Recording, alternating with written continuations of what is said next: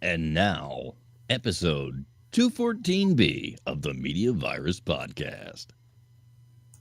Shut up and sit down. It's the Media Virus Podcast.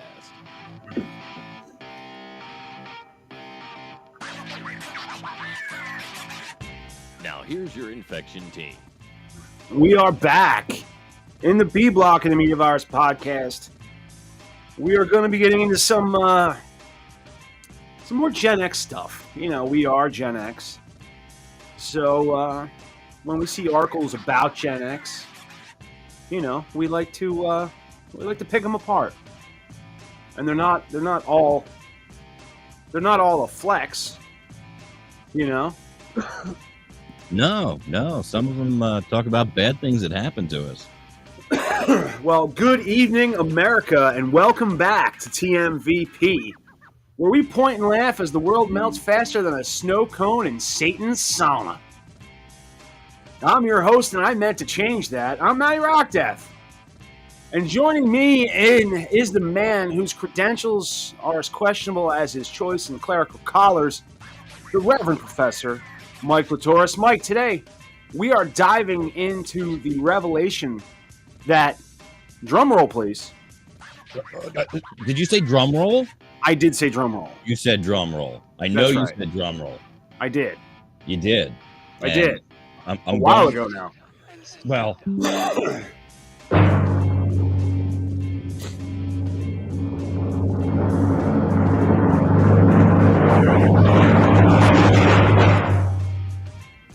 Lead might actually explain why Generation X is such a delightful dumpster fire of dysfunction. What do you think, Professor? what do I think? Well, Matty, let's just say that this study puts the plum in plum crazy. Turns out our brains weren't just fried by Saturday morning cartoons and the weird chemical cocktail of Tang. It was lead. Sweet, sweet lead, wafting from car exhaust pipes like it was Febreze for your frontal lobe. Makes me wonder how I survived to become the Reverend Professor I am today. Survived indeed. The Journal of Child Psychology and Psychiatry.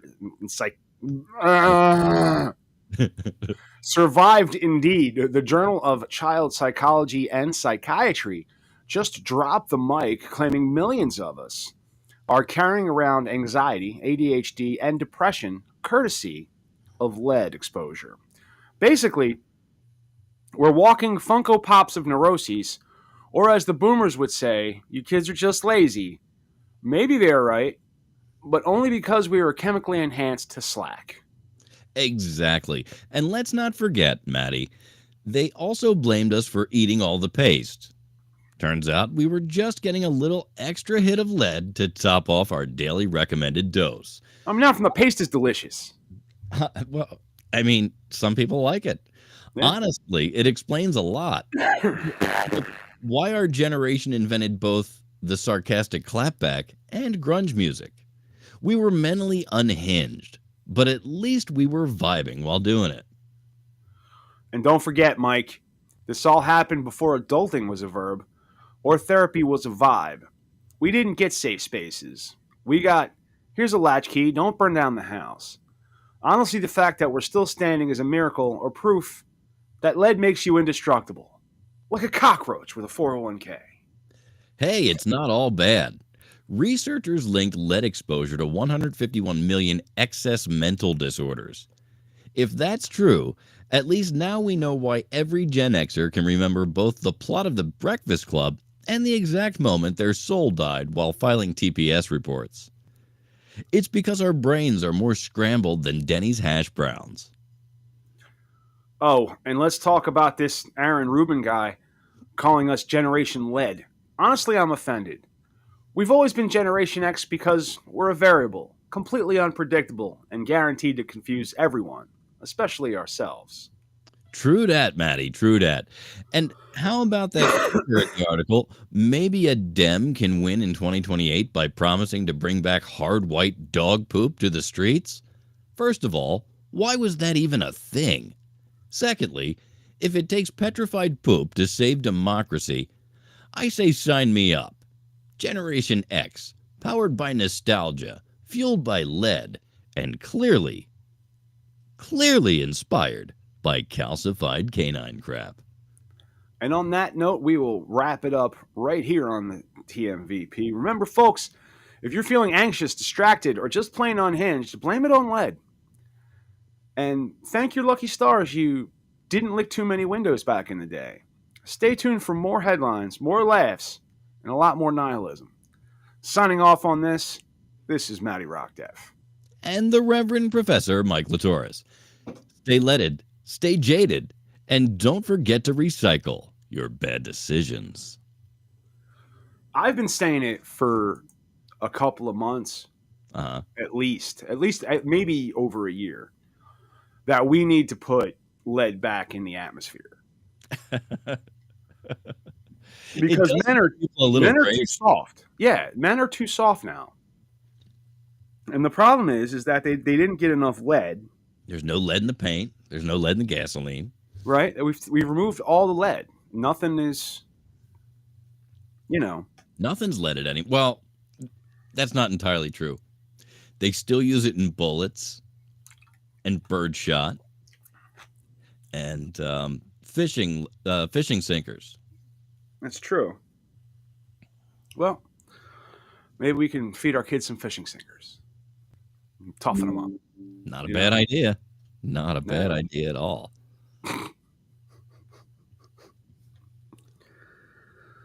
But, dude, I had a moped where we had to put lead back in the gasoline. Yeah, so that you don't mess up the rings and all and the valves.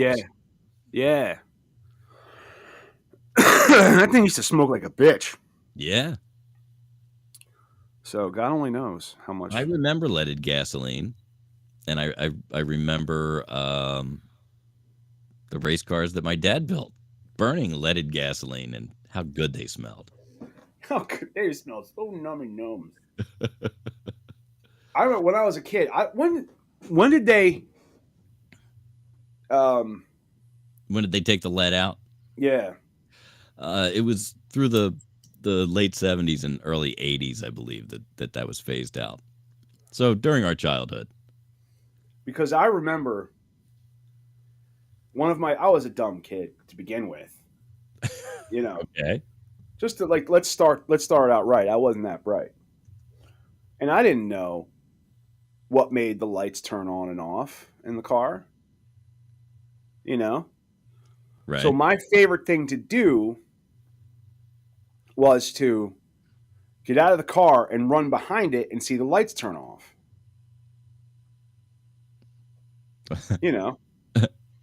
Uh-huh. It was just one of my... as a kid, I remember doing it all the time. Going back there and standing right in front of the exhaust pipe. Just waiting for my dad to take his foot off the brake. But I didn't know it was my dad taking his foot off the brake. You know what I mean? Right. I just thought, wow, the car stopped. I wonder when the lights are going to... I didn't know. You know what I mean? Yeah. You think everything's magic when you're a kid. You're like, oh, shit. Yeah. Just getting sprayed in the face with lead. Yep.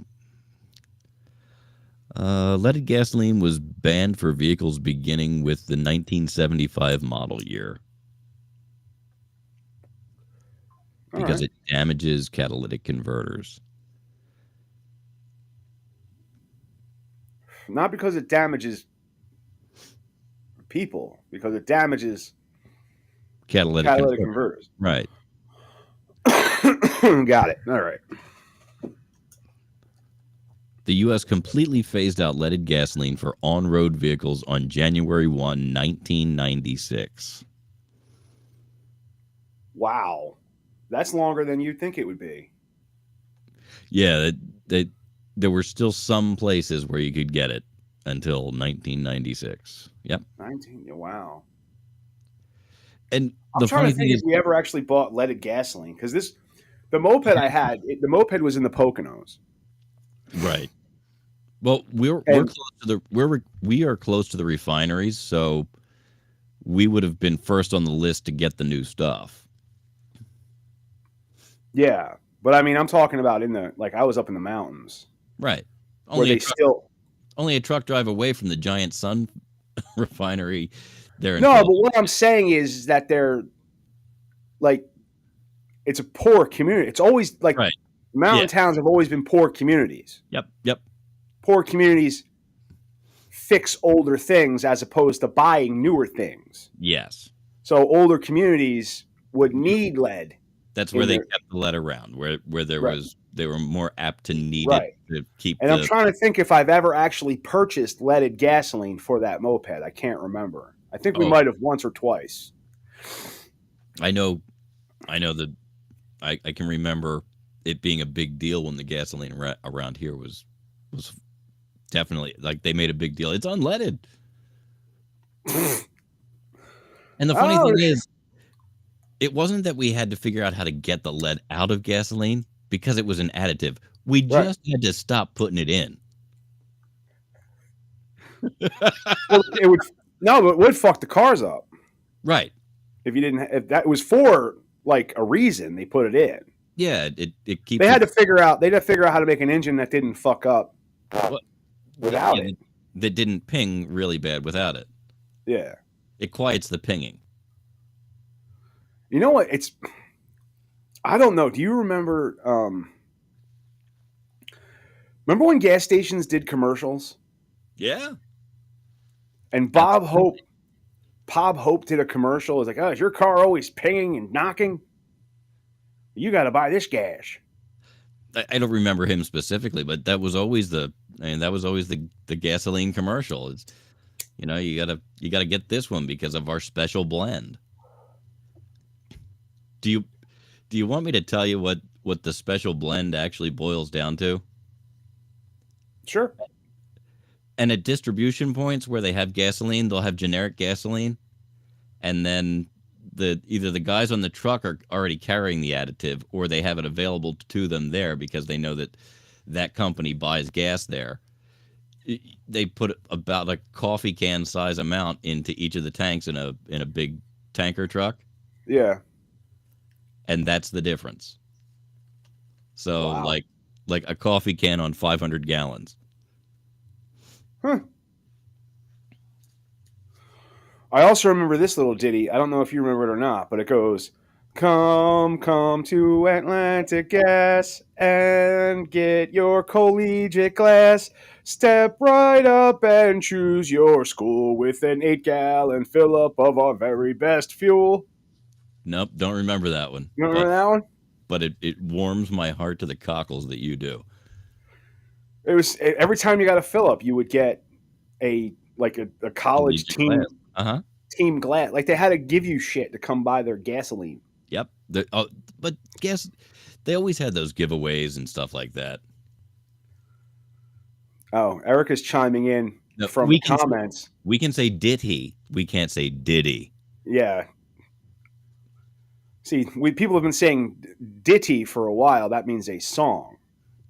Diddy was a child molesting rap superstar.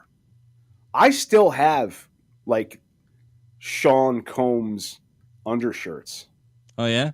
Somewhere. Yeah. Yeah, I have old clothes too. It's the funny thing about old guys. Like, I've got a T-shirt on today that I know is at best cases it's 20 years old. And I've got a couple 20-year-old T-shirts. Why is Sean John? What did I say? Didn't I say Sean John? You said Combs. Sean Combs. Oh, Sean John or Sean, whatever. Sean Combs. Like my T-shirt today has cassette tapes on it. Oh wow, it's from like the Old Navy collection 20 years ago. They're bringing dude. I just bought. They have a 1994 collection right now. That's what you said. And it's funny. I begged my wife to buy me a rugby polo, like a rugby shirt. Uh-huh. I think I wore it once. I love it. Offhand, I don't know where it is at the moment, but right. I feel like I should wear it more because Not just because she's watching, but because Erica's accusing me of using his government name. So, but maybe it is because of the lead poisoning that we've all had to suffer through. But, there's Generation X from respectable rebels to relics of ridicule. Yeah. Well, welcome back to TMVP, where we point and laugh as our world burns brighter than the flaming Beanie Baby collection. Joining me, as always, is the Reverend Professor Mike Litoris. Mike, what relic of our Gen X glory days is subject to mockery today? Matty, today we're tackling the 11 things that once commanded respect for Gen X, but are now almost meaningless. It's like our youth was a mixtape, and life hit the shuffle button on meh. Ah, yes. Another line I meant to change. Let's pour one out for our tower of CDs that's now sitting collecting dust in the garage. Spotify ate our pride. Mike, what's first on the list? College degrees, Matty. Back in the day, you got one, and boom, you were set for life. Now, it's like owning a fax machine. Technically useful, but nobody's impressed. Right? These days, a college degree is just a fancy piece of wall art that screams, I majored in regret with a minor of crippling debt. I mean, not for nothing, but a college degree just means that you know how to Google shit. Meanwhile, Gen X is out here installing elevators and making six figures Googling shit. We got sold a scam, Mike. That's true, Matty. And speaking of scams, remember when we thought staying loyal to one company for 30 years was the dream? I do. Woke up in the 28th year, and now sticking with your job is, sticking for too long. It's like saying I fear change and love mediocrity. Exactly. We've committed decades to jobs for cold watch and pats on the back. Meanwhile, the younger crowd is job hopping like it's musical chairs, only they end up with the raises instead of the existential dread. What else is on the chopping block there, Mike? Hustle culture. We used to work ourselves into an early grave for a promotion that came with a $500 pay bump and extra meetings. Now Gen Z is like, work-life balance or bust, boomers. Yeah, they got it figured out. Why grind when you can soft quit and still collect a paycheck? Back in our day, we thought burnout was a badge of honor. It turns out it's just a prelude to therapy bills. And, Matty, let's talk about our prized CD collections. Remember when you'd spend hours crafting the perfect mix CD for a crush? Now it's like explaining dial-up internet to a TikToker. Painfully irrelevant. Oh, for sure. Dude, my first CD that I ever purchased was the Wayne's World soundtrack. That was such a good album. The movie, the first one, man, that had fucking Red Hot Chili Peppers, Sick of Mick and Nico. That had, I think that, Bohemian Rhapsody. Fucking good album, man. It was a good soundtrack. That was a good soundtrack. I almost bought Led Zeppelin 4. Right. But luckily I didn't make that mistake. I think the first ones I bought, I think Paul McCartney had a new CD out when I bought my first CD player. So I bought that. And I think the other one was probably Steely Dan's best hit. Now the first CD that I ever played in a CD player, because I got a CD player for Christmas before I ever got CDs. The first CD I borrowed. Right. Tone Loked After Dark. That's an awesome album. The Funky Cole Medina. Uh-huh. Let's Do the Wild Thing. Chiba Chiba. Fuck yeah, dude. And then I got Nirvana Nevermind for Christmas. Okay. But the first CD I ever went and purchased, and you know what's funny? And I was watching. Oh, dude, let me tell you a show I love right now. I am so in love with. Okay. And it's old. It's it's the Goldbergs. Have you ever seen it? Yeah. It's so good. The earlier seasons are a little bit better. Better, yeah. Because Adam F. Goldberg was actually involved. You can tell the break when he left. Like when he's no longer in the writing room. Yeah. There's a definite change. And this was the best part about buying CDs back in the day. Was you got this like fucking free cardboard, like just the long box. The long box that it came in. You could tape it to your notebooks.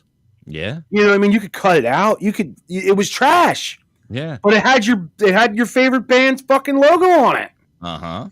The fucking greatest. And with 3-ring binders that have the plastic sheet. Uh-huh. Slide them right down in there. Fucking right, dude. That was where I mean, that's where it all was. Our CDs were sacred. Yeah, it was a big deal. But now, like, streaming killed the CDs. Like, the CD star is a stupid thing, but the only time I touch a CD case anymore is to scrape off my windshield. Ouch, Matty. Wow. But nothing stings like the demise of the power suit. Back in the 90s, we were all about those sharp shoulders and polyester blends. Now dressing up for work means wearing pants during a Zoom meeting. I mean, getting dressed up was kind of a big deal when we were... Dude, it was. And you know what? I think about this a lot because... Like, we kind of looked forward, even if we were scumbags, we kind of looked forward to it. I mean, like, Wall Street, one of the biggest movies... Yeah. Like the guy wore a suit, like, and you had a suit with shoulder, like women wore shoulder pads and men wore shoulder pads too. Like shoulder pads were in, like you wanted to look like a fucking linebacker. Alex P. Keaton wore a button-up shirt and a blazer. Yeah, he did.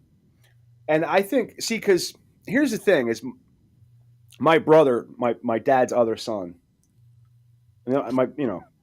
yeah, your brother. My brother. That's how that works. I didn't mean, it sounds harsh when I say it that way. I didn't mean it like that, but it's 20 years my senior. Right. So my dad was 20 years younger when he had my brother. Well, when my dad was 20 years younger, it does check out. My math is it's flawless. My dad was a blue collar guy. Right. He went to work. He always wore a button up shirt, but he went to work in a flannel button up shirt. Right. And work pants and boots. Mm-hmm. And I watched my father go to work in a suit and tie. Different job. It's a different job, different dude, almost.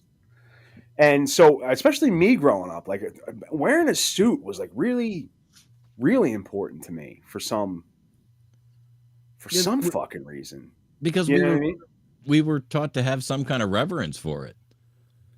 Yeah. Yes. You respected the suit. You respected the guy in the suit. You know what I don't understand? This is what I don't get. Go ahead. All right. The people that dress the absolute sharpest to go to work are servants. Often. Like butlers and shit. Yeah. Or like fine restaurants. They gotta wear a fucking tuxedo. Yeah. Like, what the fuck? Like, shouldn't they be wearing like a potato sack? No, they want you to look good. No, I want the people waiting on me, not dressed worse than me, not better. But then they wouldn't. And I want them to like crawl up on their knees. I don't want them walking up to me like they fucking towering over. Get down. Like, know your place. You know what I mean? I suppose. You picking up what I'm putting down about this? I mean, I think this is a complex that you're dealing with, but I believe it's inferiority. But I mean, look, here's the thing: had my Beanie Baby collection panned out, all right, because we thought they were our 401ks. Now they're just overpriced cat toys. Yeah, I mean, I we bet on that Princess Diana bear, and the world gave us the Princess Diana debacle. Who knew our retirement fund would turn out to be a joke with legs as short as Legs the Frog? And finally, Mike, the crown jewel of our Gen X survival kit, emotional repression, keeping our feelings buried, was practically a sport. Now Gen Z is out here living their best life in therapy, talking about their chakras and emotional alignment. We walked so they could run. Straight to their therapist's office. But hey, who needs emotional intelligence when you've got a copy of Falling Down on VHS? Oh, wait. Oh, that was one of my favorite fucking movies. Oh, yeah, right? And now you're going to die wearing that hat. Michael Douglas was great in that. He was fucking oh my god, he was so good in that movie. I don't remember where we figured it out, but the point when he opens the briefcase and there's only a fucking apple in there. Yeah. Oh, it was fantastic. Fantastic. And shit. I can't remember his name. The guy who played the cop. I don't remember who the cop was in Falling Down. It's not Pendergast. He's a famous actor. Fuck.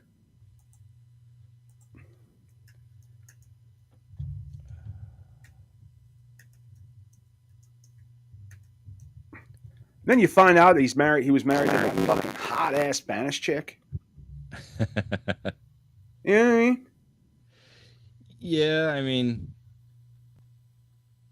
it's one of those things. D.W. Moffat?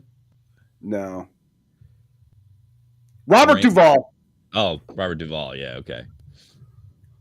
Why do I keep thinking? Why is the name Pendergast in my fucking head? I don't know. Is the cop's name Pendergast? Hang on. I'm not actually seeing Robert Duvall in this cast list. It is. Okay. Damn, I'm good, dude.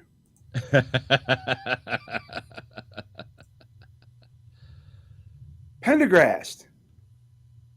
It does say that.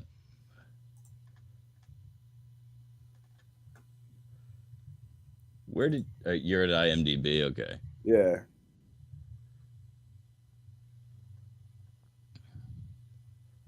He's an intense motherfucker. Yes. He's awesome in everything he touches, too. Yeah. Yeah. No, that's okay. All right. I was trying to think. I'm like, why? I'm like, because Ryan was a little obsessed with Robert Duvall for a while. And I'm trying to remember why. Because he's Sonny. Yeah. That's why. Santino Corleone. Yeah. So we're gonna. He's not Sonny. He's the other one. He's the bastard. He's the Tom Hagen. Yeah, he's the adopted one. Yeah, Tom Hagen. He's the consigliere. Yeah. No, Jimmy Kahn was Sonny. He's an elf. Hey, get that off the screen before we get a C and D.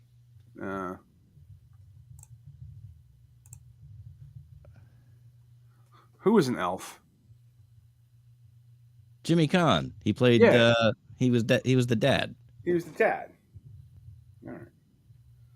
I thought you were going to tell me Robert Duvall was an elf. I don't think so. Almost positive he wasn't. Ed Asner was. But Mary Tyler Moore didn't show up anywhere. Yeah. Bob Newhart did, though. Yes, he did. Yeah. That's good. I gotta watch that movie. It's Christmas time. Yeah, Gotta watch that one. Gotta watch Christmas Vacation. Gotta watch. it's Elf is one of the ones that my wife really likes, Oh but yeah.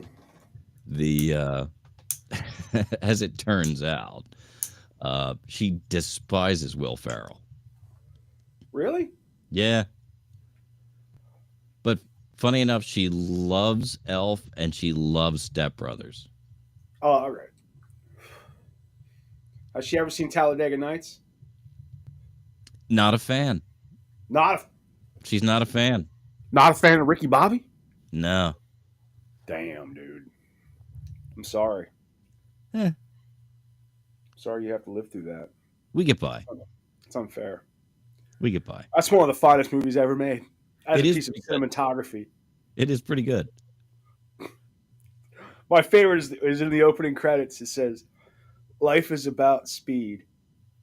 Hot, wet, nasty speed." Eleanor Roosevelt.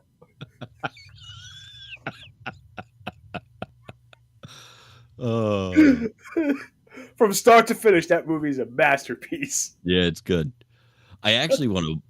I want to see Farrell's new movie. It's on Yes. on Netflix. I don't It's know that. It's a documentary. He has a really close friend from Saturday Night Live that he met. The person was a writer there, and at the time was living as a man, but is now living as a woman. And this documentary is basically called him and said, "Hey, let's go have a cup of coffee. I want to talk to you about this." And he's like, "Well, hey, why don't we take a trip and we'll record ourselves and we'll just go have a good trip." And like the movie is like this, what they filmed on this trip. It's supposed to be pretty spectacular. It basically showing that he's actually a person and has a friend, that he cares more about the friend than whether the friend wants to wear a dress. Yeah. That sounds good. Yeah. Is it a lot? But he makes fun of him. Makes funny jokes, right? Yes. Okay. And that's why I want to see it. Yeah. I want to see him interact as a real person. You know what I mean? Because I know where I would be.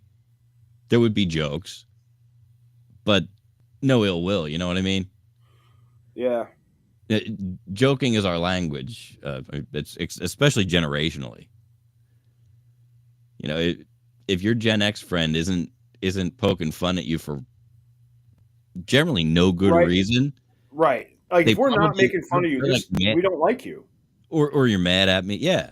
Yeah, there's something wrong. Like, if So I mean, I really I wanna see that. It looks like it's really good.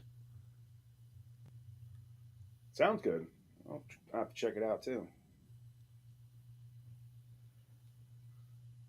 Oh, Did you say "aw"? yeah.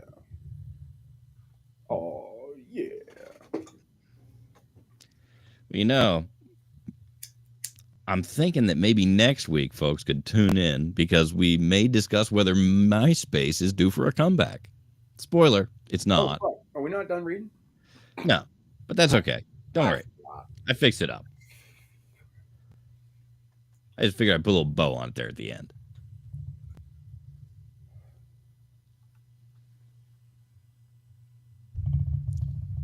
Oh, TMVP, where nostalgia goes to die. Stay relevant, my friends. Sorry. No worries. And there's another line I forgot to change.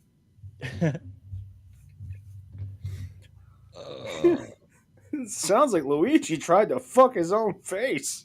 That was a great line. I really wish you could have gotten through it better. I wish I could have hit it, man. Me too. But it is very funny. I'm not sure I could have done it. Nah. And I knew it was coming, so I don't know why. Like, I wrote the line. Yeah. I put it there. We giggled about it for 10 minutes. Yep. We should have had all that out. And yet we're children. Here we are. Hmm. That's why they don't let us read the evening news. Yeah, that is why. That's one. That and we don't work there. I have to sit through a person who obviously doesn't want to make an announcement, doesn't know how to make an announcement, and cannot read at all. Every morning at Boscov, every day, every time I work at Boscov's, That's pretty awesome. they just have some idiot, whoever's works the courtesy desk, just make announcements. About what? And what's on sale, welcome, the morning announcement, the evening announcement, if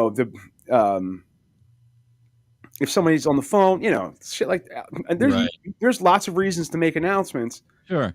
And I just want to go and be the person that makes announcements. I don't know how I can get that job. Well, go to I don't want to do anything else. Go to the desk and ask. Just like, not for nothing, but look, here, you can pay me $14 an hour. I will make all the announcements and record them. And then you can just play them. And every time you play them, you just pay me a royalty. Dude, did I complain about the training videos when I first started there? You complained that you had to go watch them. Dude, we could have done a better fucking job. I'm sure. Of making. This was the worst animation I'd ever fucking seen. Oh, AI voices. Like, when I say animation, that's a strong word. It's a stagnant face with a mouth going from circular to narrowly oval. That's great. That's all it was. I'm like, I could have saved them thousands of dollars and done this. I've got a booking to go star in industrial films at the end of the month. Industrial films? Yeah, I know a guy who works for a film company that every now and again I get a little tickle from him. Says, "Hey, can you,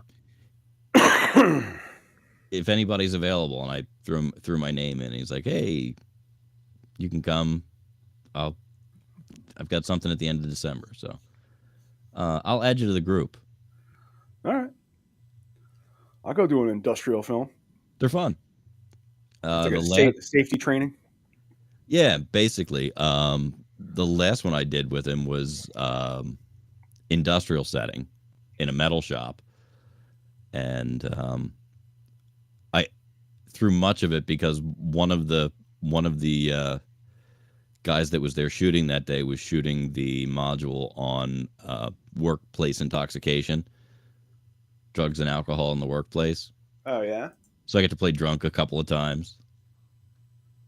Well, that's fun. I also got to play the coworker who was paranoid because of his drug habit that was yelling at somebody else and freaking her out. That was fun. That sounds like. I mean, I want to be that guy. So yeah. Oh, I am that guy, just not on TV. I'll add you to that group. Yeah, that sounds like a good time. Yeah, it's usually it's just 4 hours. They throw you a few bucks. Yeah, sounds like a good time. Definitely check it out.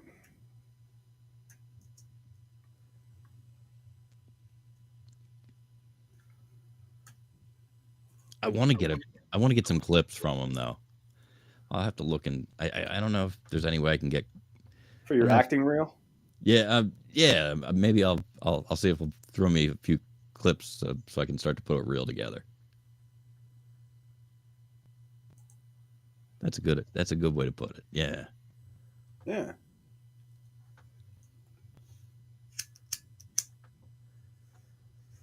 Uh, 42 minutes into my recording, I believe it probably ran a little bit longer. Yeah, we're 39 minutes in, 40 minutes in. Yeah. You ready to put a pin in this and get ready for the C block? I am absolutely ready to put a pin in this. Get ready for the C block. I just sent out the C block link to the group. So Fantastic. hopefully we'll have a full house in the C block, and we'll see you guys over there. We'll be right back on 214C on the other side of this 214B.